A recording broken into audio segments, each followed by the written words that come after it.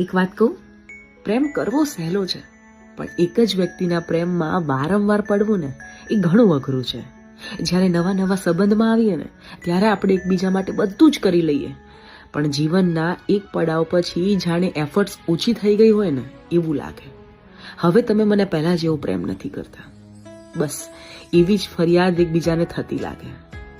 જોડે કાઢેલા એટલા વર્ષો પછી પણ એને ભાવતી વસ્તુ એટલા જ મનથી બનાવો ને તો સાહેબ પ્રેમ હજી પણ જીવંત છે.